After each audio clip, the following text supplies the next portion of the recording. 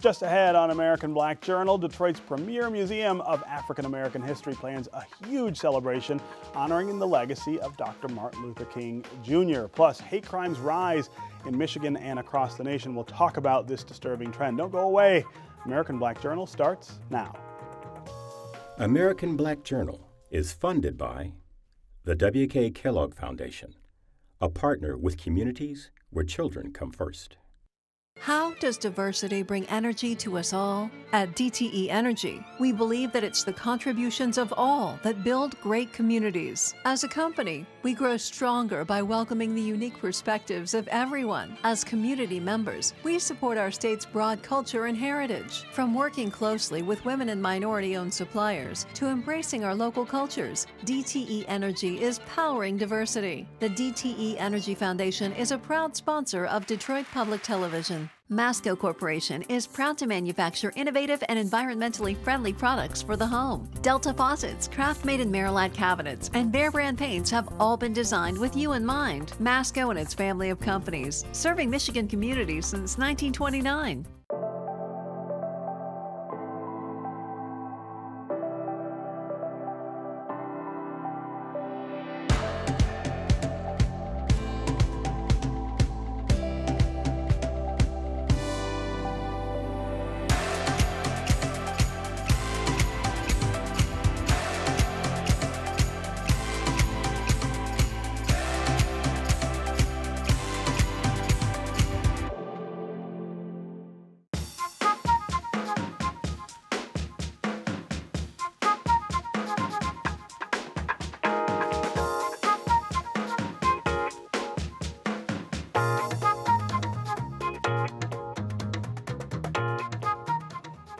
Welcome to American Black Journal. I'm Stephen Henderson. The Charles H. Wright Museum of African American History is holding its 18th annual breakfast and celebration on the Martin Luther King holiday. The morning's keynote speaker is the Reverend Dr. Robert Franklin Jr., President Emeritus of Dr. King's alma mater, Morehouse College. Throughout the day, the museum is going to host a variety of family-friendly activities, including the screening of some rare footage of Dr. King. The other thing I want you to understand is this: that it didn't cost the nation one penny to integrate lunch counters. Well, it didn't cost the nation one penny to guarantee the right to vote. But now we are dealing with issues that cannot be solved without the nation spending billions of dollars and undergoing a radical redistribution of economic power. Yeah. Therefore, we must see that it is much easier to integrate a lunch counter than it is to eradicate slums. Yes, sir. It is easier to guarantee the right to vote than it is to guarantee an annual income or to create jobs. We've got to see that this is a different era. See a lot of cynicism around, a lot of despair, and it's understandable despair. And I've tried to say to them, don't lose hope. Don't give up. Take your disappointments and transform them into your own assets and into some creative. So let us not despair and let's not give up. Let's have a quality, even in the midst of our suffering and our hurt, that says we are going on anyhow.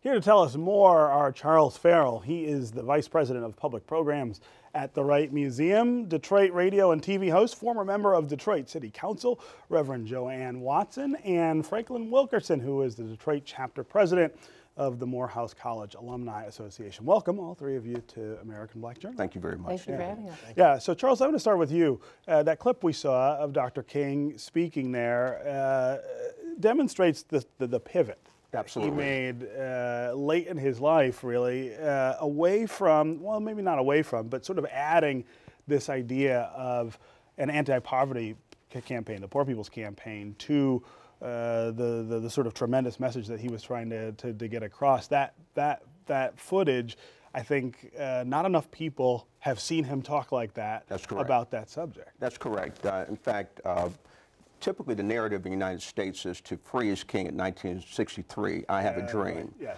King started in his this particular movement in '55 with the Montgomery boycott, and he lives to 68. So that's 39 years, but actually 13 years in the movement.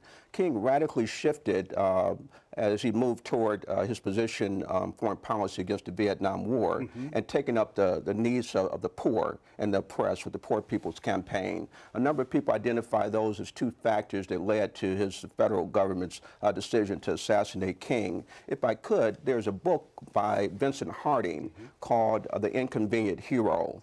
And it's eye-opening in the sense that it shifts understanding of King's thinking. For example, King said, we've moved from an era of civil rights to an era of human rights, that we had been in the reform movement, but after Selma and the Voting Rights Bill, we moved to an era which must be an era of revolution. We think that we have a great distinction between reform and the movement, the revolutionary movement. What you heard on the tape is that King talked about that we must recognize that we can't solve our problems until there's a radical redistribution of economic and political power. Yeah, he says that right there in the film. And you're going to be showing that film on King Day. Absolutely. And in the afternoon, we're showing the film. We'll have Shay Howell, who was at the Poor People's Campaign, introduce the film. But our focus, Stephen, is to try to make sure that we connect to the youth. So we're going to have a youth panel discuss their viewing of this film, Free at Last, which has a lot of rare and wonderful footage. We asked the entire community to come out and to listen to the breakfast lecture by Robert M. Franklin, Professor Emeritus, who wrote the key book, Crisis in the Village, Crisis in Our Families, in Our Church, in our community. Then we have, as you indicated, a full day of programming from 10 to 5. The breakfast is a paid event, $30 per seat. If you get 10 seats, let's just say $300 per table for 10 seats, so $35 for a breakfast. So we want people to come out to understand the legacy of King. Yeah, every year the museum, I feel like, is the important sort of focal point of this recognition here in the city. You are giving the prayer before the breakfast, is that right? I am doing that, and it's wonderful to be there because I am in awe of the King legacy. I was 12 years old when my grandparents took me to that June 23rd, 1963 march, the Walk to Freedom, that was led by Reverend Dr. C.L. Franklin, here in Detroit. Aretha's father. And there are so many Detroit connections with Dr. King. Certainly the person who was first to introduce the King Holiday Bill, Congressman Conyers from Detroit. Here, When you consider the fact that Reverend Dr. C.L. Franklin was not only his friend, but a mentor. Yes.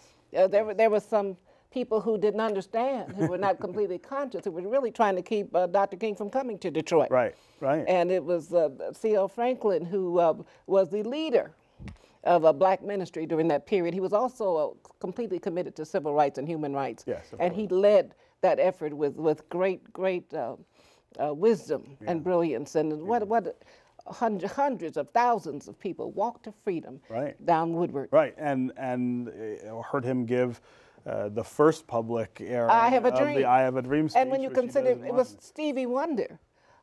Happy birthday to you, a Motown legend, Stevie Wonder, that helped that bill become law. Right. As he sang that song in '79, President Reagan signed it into law 4 years later. Mother Rosa Parks, of course, worked with Dr. King in Montgomery, Alabama, but she lived in Detroit more years than she lived in Alabama. Yes, she did. I'm always curious for people like you who were here in '63 and still here today, of course, that's important too. Talk about the difference, the progress over that time. What would Dr. King say about Detroit today? Dr. King would be assailing the great divide between the haves and the have-nots. He was on the march when the Poor People's Campaign was led by him at the point of his assassination. He was assailing the fact that the poor people have no champions in this country because of the commitment to capitalism, which is always based on leaving some people out. He would not be in favor of what's happening in this country, which is why we must stand and fight and work to provide a beloved community so that everybody rises, not just some people. Everyone has an opportunity. That's right. That's supposed to be the American dream. It should be. You are introducing the keynote speaker at the breakfast. Is that correct? Yes, Yeah. yes. As a fellow Morehouse alum. Yes, definitely. Reverend Franklin, he was president of Morehouse from 2007 to 2012.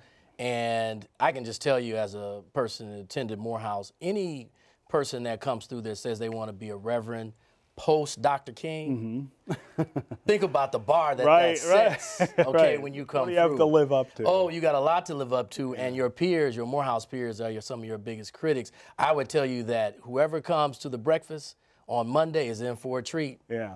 He's a great orator. Yeah, yeah. Talk about that tradition of ministers who come out of Morehouse, not just Dr. King. We've got a lot of folks who follow in his footsteps and are making really important contributions. Yeah, the thing is with Morehouse, you have this commitment to social justice, right? We see ourselves as service leaders. So even beyond just the ministerial area, it doesn't matter what discipline you go into, you sign a social contract with the 150-year-old slave that first attended Morehouse. That's how old the school is this past year. And you feel as though you're carrying the torch. We call ourselves torch bearers. And representing that slave that started 150 years ago. So you have a commitment to try to change the world around you and make it a better place. And Dr. King set that standard as the only non-elected official to have a monument in the Washington Mall. I mean, that's a tall order to live up to that we all try to reach. But Dr. King also had to set up the Progressive Baptist Convention. Because the National Baptist Convention was tired of him marching and agitating. And he had to do that along with the SCLC. So the reason that Southern Christian Leadership Conference was formed is because there were some people in the historic traditional civil rights groups who were threatened and not in favor of that route, the revolutionary road of Reverend Dr. Martin Luther King Jr. So we're still facing that kind of conflict today. Before we end or run out of time, I want you to talk a little about some of the other things going on at the museum this year around Dr. King. April 4th, of course, is the 50th anniversary of his assassination. You have a lot planned for that. Sure. Thank you, Stephen. The larger, broader theme for the museum this year is the year of reparations, repairing and rebuilding our global community, actually going to the root of the word reparations. What is broken in our society? This is a very expansive opportunity. I just want to mention the importance of this year. 2018 is the centennial year of our founder, Dr. Charles Howard Wright, centennial. Coleman A. Young, the Honorable Coleman A. Young, his centennial, the bicentennial of Frederick Douglass, the centennial of Nelson Mandela, and many other programs we'll be focusing on. But this is a year we really need to get to the truth of King. This is the 50th anniversary of his political assassination.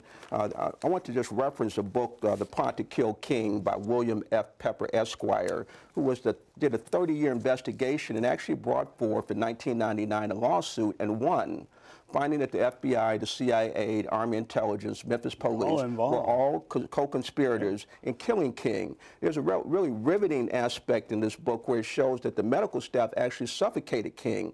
He was still alive in the hospital. So we want to bring William Pepper here because it's always important to get firsthand knowledge. That's April 4th. He will be here on the anniversary. Here April 4th on the anniversary of this event.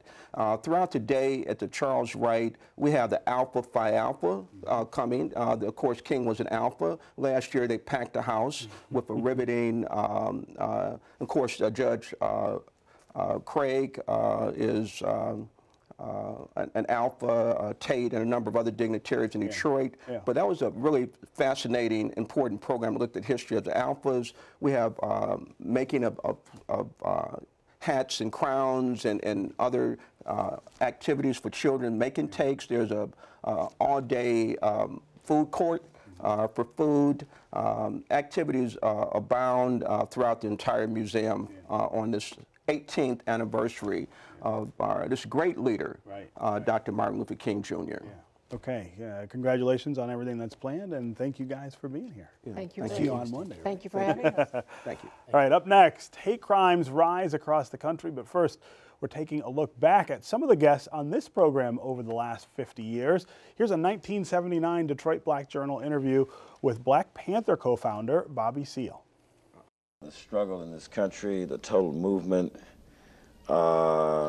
it's happened in such a way that, well, I can say this here, the power structure got very slick about early 1970s. See, the power structure learned that over a 12-year period, they attacked the civil human rights aspect, they attacked the political revolutionaries, they attacked even the anti-war movement aspect, and the more they attacked, the more and more support we got. They got slick and realized suddenly that, let's stop attacking. And suddenly, one day, if you notice, there were no more attacks against any aspects of the movement in this country in the early 70s. That's one thing that's happened. That's what began to take the tide of the struggle in this country to what you call a low tide. Myself, in July 1974, I resigned from the Black Panther Party. And I told Brother Hugh, I said I was going to resign in about 3 to 4 months. And the party at that time had dwindled to something about like, I guess about close to 300 party members in the country. That's down from, say, 10,000. Down from 10,000, a peak 10,000 in 1969.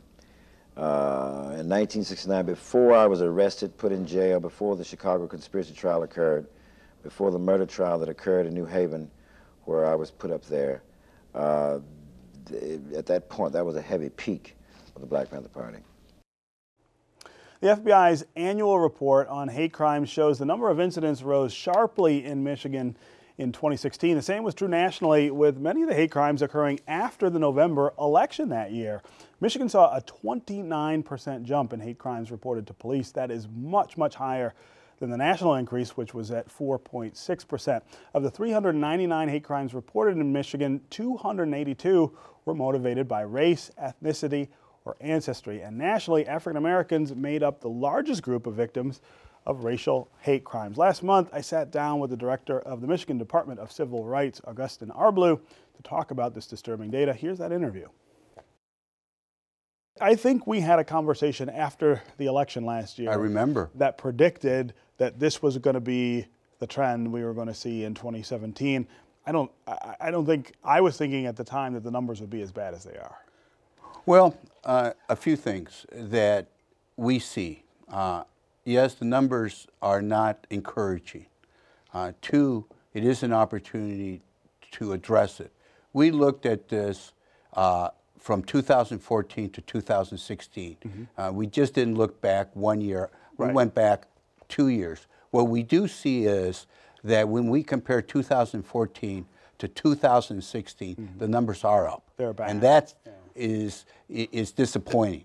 What we do have, however, is the opportunity to work aggressively to address it. We have to work in a proactive way to combat this. I think we can do this much more effectively at the state level than we can expect at the national level. That's interesting. And so what do? I mean, obviously you deal with any report gets some sort of reaction or response or consequence. But I guess the bigger question is, how do you create the kind of environment where people, even if they're inclined to do this kind of thing, choose not to? Well, I think you have to start, I believe, in the schools. I think that's where you have to really focus. What was interesting in the report is when you look at 2015 and you compare it to 2016, is we had a 50% increase of bias incidents in school and college setting. It went from 8.5% of the total incidents to 12.5%. Wow. So that was a significant increase, and that was something that the Department of Civil Rights, following the elections last year, we were monitoring. We monitored 90 such incidents across Michigan, and we found that literally 50% plus came from the school setting. That tells us that we need to do a better job in teaching, in creating safe zones where there is honest discussion. I just had an opportunity yesterday to be interviewed by a middle school in Plymouth, Michigan. And I was surprised to hear that when I asked the interviewer, an 8th grader, how does her family take to being inclusive? And the answer is not very well. So we have to do a better job. And we have to create these partnerships between parents and schools and teachers. I think it's hard to talk about racism, to talk about hate and bias in a school setting. But we have to do that, and we have to, because our minds are built up to try to be efficient, and these things have been taught early on. And if it can be taught early on, we can teach them differently. It can be taught a different way. Talk about the Michigan numbers and how out of step they are with the national numbers. Well, I think you're probably referring to the fact that they have the report is 4th highest, given that we're only the 10th most populated state in the country. But there are concerns with that report. The data gathering is not consistent around the country. Across states, okay. So what you really need to look at are the trends in Michigan over a number of years, as opposed to comparing ourselves to outside of Michigan. I think that's important, and it's that to me really requires us internal state. Yes, we got to look at what are we going to do about it. What are we going to do to address this issue? And we're doing a lot of things through our ALPACs, which are these community-based organizations and law enforcement coming together, talking about these difficult issues. How do we prevent this so we get ahead of it, and we can also make it a teachable moment? I want to get you to talk some about the effect that the president, and I don't mean the president as a person, but the president as a cultural force is having on this. This is somebody whose language, whose actions all sort of point toward a more combative set of interactions. I mean, that's who he is. I can't imagine that that's not related to the fact that other people are now saying, well, I'm going to behave that way as well. It's disappointing that that's taking place. Deeply disappointing to hear that from the person who represents us, who sits at the highest office in the country.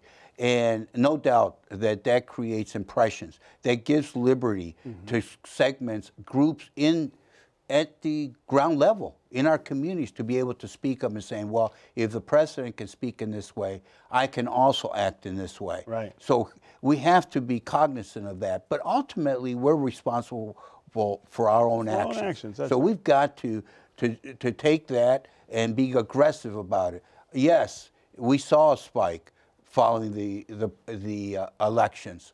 And do we attribute that in part to the politics at the national level? In part, sure, it has an impact. Because when you start name calling, when you start focusing on certain groups or certain religious and connoting certain activity with them, then it gives permission to others. It's almost like he's highlighting them. Exactly. And we have to avoid that. We have to avoid it. No doubt that we are concerned with the fact that 70% of these hate crimes tend to be race-related. Right. And that continues. And the African-American community tends to be the victim, the focus. Right. And that still continues. So we have to create some dialogue. So I'm very happy to see that we have not had that outcry in Michigan. We have hate incidents as being reported, but what we don't have is what's being done about it. Unfortunately, preliminary police data show hate crimes continued to increase last year, nearly 20% in some major U.S. cities. Yet the federal government says most hate crimes still go unreported. That's our program for today. Thanks for watching. You can get more information about all of our guests at AmericanBlackJournal.org, and you can always connect with us on Facebook and on Twitter. We'll see you next time.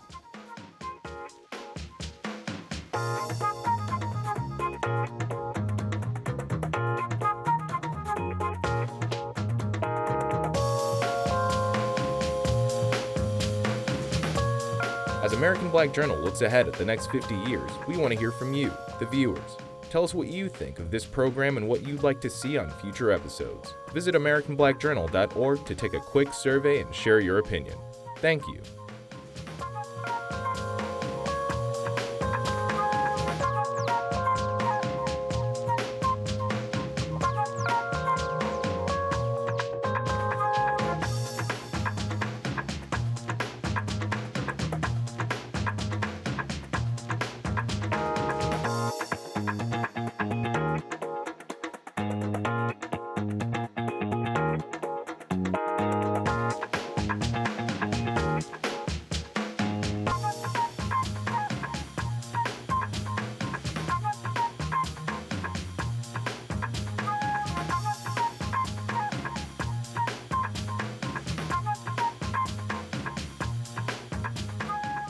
American Black Journal is funded by the W.K. Kellogg Foundation, a partner with communities where children come first. How does diversity bring energy to us all? At DTE Energy, we believe that it's the contributions of all that build great communities. As a company, we grow stronger by welcoming the unique perspectives of everyone. As community members, we support our state's broad culture and heritage. From working closely with women and minority-owned suppliers to embracing our local cultures, DTE Energy is powering diversity. The DTE Energy Foundation is a proud sponsor of Detroit Public Television. Masco Corporation is proud to manufacture innovative and environmentally friendly products for the home. Delta faucets, craft-made in Merillat cabinets, and Behr brand paints have all been designed with you in mind. Masco and its family of companies, serving Michigan communities since 1929.